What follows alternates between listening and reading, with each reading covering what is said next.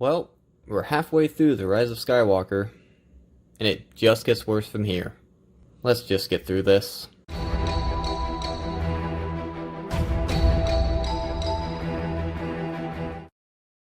Where did we leave off again? Oh yeah, Spy gets shot. Then they all go to whatever planet this is. Does it really matter?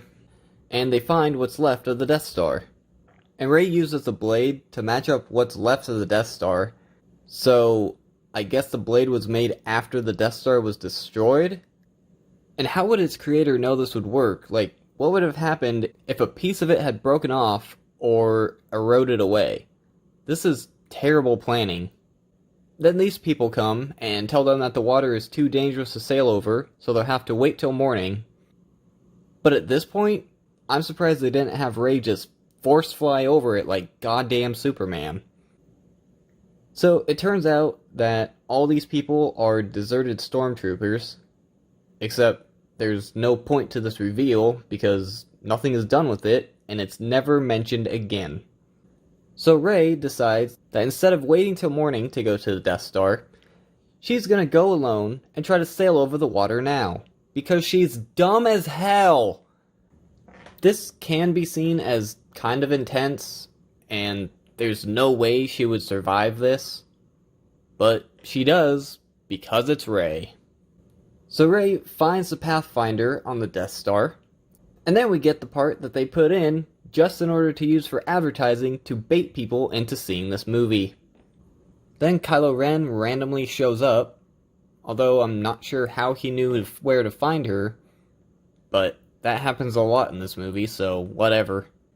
And then he just destroys the Pathfinder so that she'll have to go to Exegol with him. So after this long, just awful fight scene, Leia starts force talking to Kylo Ren, and Rey stabs him, which for some reason kills Leia, because why not? So instead of letting Kylo Ren die like I wanted her to, she force heals him. So there goes any argument that maybe it only works on non-lethal wounds. Look at this. Even he's surprised that this dumb shit works. So Kylo Ren is left here standing alone, and for literally no reason at all, Han Solo shows up. How is he here if he's dead? He's not a Force ghost, because Han wasn't Force sensitive, and Force ghosts have a blue aura, unless they just forgot to put that in. He's not alive, because there's no way he survives this. Plus, after they talk, he just disappears. What was their explanation for this? It's revealed that this guy is General Pride, and I'm not even gonna take the time to explain what's wrong with this. And each and every one of these ships has Death Star caliber cannons, because of course they do. At this point, this movie had made me so exhausted and angry that my brain had just stopped paying attention and completely blocked the rest of it out. So I had to go back and watch it from this point on just to remember what happened. We still have like 45 minutes left in this thing.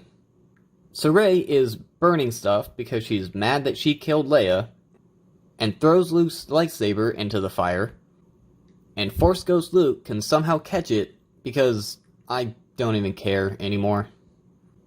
And then Rey just gets Leia's lightsaber too. Do you ever watch a movie and just think about how much the producers obviously didn't care? So it turns out that R2-D2 can restore 3CPO's memory, so then why did they feel the need to make such a big deal about this earlier? So then Rey and the entire rebellion go to Exegol, and there's some dogfighting, and there's a lot of shooting and explosions, so it adds to the sci-fi action. So the First Order shuts down the navigator that they are trying to destroy, and Finn finds out that they moved the signal to the command ship because I guess he can use the Force too. Seriously, who wrote this movie and thought it was a good idea? So Rey makes her way to this creepy council room and meets Grandpa Palpatine. And since I've kind of forgotten the rating stuff, this scene might be scary for young viewers, and some of the rebellion fights are kind of violent, so it adds to the sci-fi violence and action. And Palpatine says he never wanted her dead, but he's told at least 3 people in this movie to kill her. Also, this life support design is kind of weird. I don't know how this helps. It's almost like they just had to make something up and just throw it together at the last point. Kill me, and my spirit will pass into you, as all the Sith live in me. What? What is that even supposed to mean? I mean, this mirrors what Luke said to her about him and the Jedi earlier, but I just kind of ignored it. Okay, so I'm gonna give myself a migraine and try to figure this out.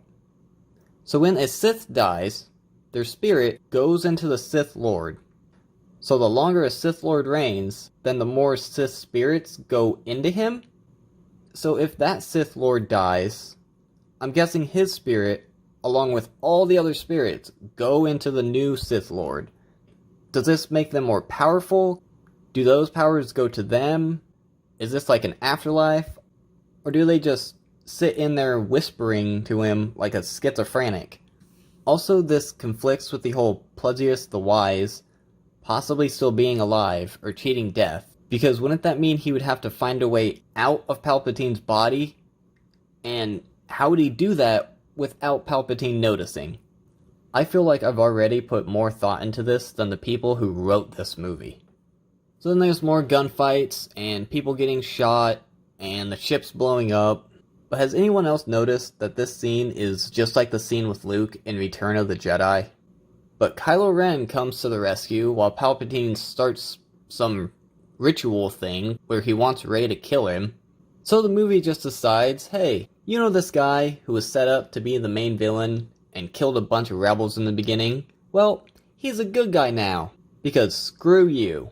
So he starts fighting the Knights of Ren, and they're kicking his ass, but they don't just kill him like they probably would do, and Rey passes her lightsaber to him through Force bullshit, and then he's able to kill them without any effort.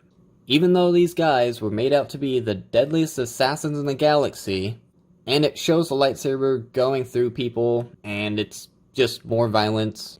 And Rey is also able to kill a group of the Emperor's guards because she's basically a god at this point. I hate this movie so much. And then, whatever this is happens. I don't even think the writers know what's going on at this point. So then Lando magically brings more rebels, and the First Order just completely stops fighting. So Palpatine... What was that sound? I didn't edit that. That was seriously the sound they went with. So Palpatine, lightning farts, and all the ships lose power, and there's lots of images of people dying.